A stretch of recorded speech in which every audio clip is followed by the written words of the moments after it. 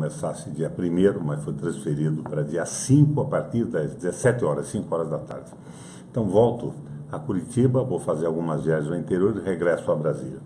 Hoje eu fui surpreendido, docemente surpreendido, com uma mensagem do meu amigo, se é que posso dizer assim, juiz Sérgio Moro ao Brasil. Ele propõe uma série de coisas, redução de número de funcionários do Senado, redução de parlamentares, algumas ideias boas, outras nem tanto. Algumas ideias novas e algumas ideias boas. As boas não são as novas, e algumas das novas não são boas. Para dar credibilidade a essa mensagem ao povo brasileiro, atribuída ao juiz Sérgio Moro, ainda penso que pode não ter sido dele a redação da mensagem, seria importante que ele colocasse junto a sua folha de pagamento nos últimos 12 meses, para que todos os contribuintes soubessem quanto ele estava ganhando, o número de assessores comissionados que ele tem, uma vez que ele não quer nenhum cargo comissionado na República. Ele esqueceu que cargos comissionados existem para parlamentares, existem para juízes, existem para promotores, existem para agentes públicos, para secretários de Estado. O excesso é daninho, é danoso, mas alguns cargos comissionados, tanto para juízes, como para procuradores, como para parlamentares, são importantes. São pessoas que afinam do ponto de vista de trabalho e do ponto de vista intelectual com o agente público, tanto seja um juiz como um parlamentar, e fazem com que o trabalho seja mais útil para a sociedade. Ele também não falou na aposentadoria, na dele, da dos promotores, da dos parlamentares. Eu achei meio demagógico, meio oportunista, por isso eu ainda faço a concessão de não ter sido o juiz Sérgio Moro o autor dessa mensagem. Ela não enobrece sua excelência, né? Embora esse tratamento de excelência é uma concessão que eu faço aqui quase que ironicamente. Juízes, parlamentares não são excelências. São pessoas como todas as outras titulares de um cargo público. Mas o objetivo da minha conversa agora é falar sobre a Previdência, essa história do governo Temer de entregar a Previdência para os bancos.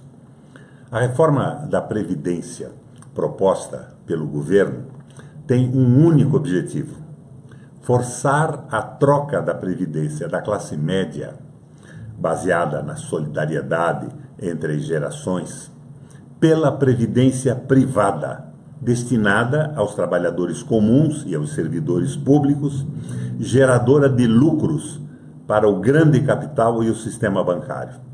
Eles querem igualar as coisas para que elas sejam administradas pelos rentistas, pelo capital financeiro, pelos bancos e os seus derivados.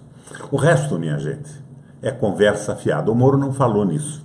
É conversa fiada, não é verdade. Simplesmente empurrar os trabalhadores melhor remunerados do setor público para os bancos. Não é outra coisa. Outra falsidade do governo é colocar os trabalhadores do setor público como privilegiados indistintamente. É certo que há muitos nessa condição. Servidores de altos salários, da justiça, do legislativo e do próprio executivo, que são premiados com altíssimas aposentadorias, como a dos parlamentares, dos senadores. Eu sou um senador, sei como é que isso funciona, e do próprio juiz Sérgio Moro. Acontece que a reforma proposta, ao contrário do que afirmam, não toca nos interesses dos privilegiados, toca na raia miúda, e não se considera o fato de que o servidor público não pode ter outro emprego, ou seja, seu salário tem limites absolutos, porque se não migrar para o setor privado, não pode ter a obtenção de rendas extras externas até chegar à sua aposentadoria.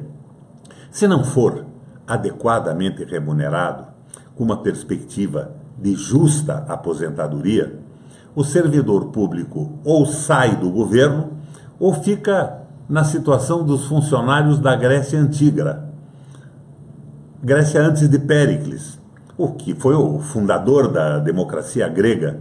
Eu conheço muito bem essa história. O juiz Sérgio Moro, sem nenhuma dúvida, deve conhecer profundamente a história de Péricles.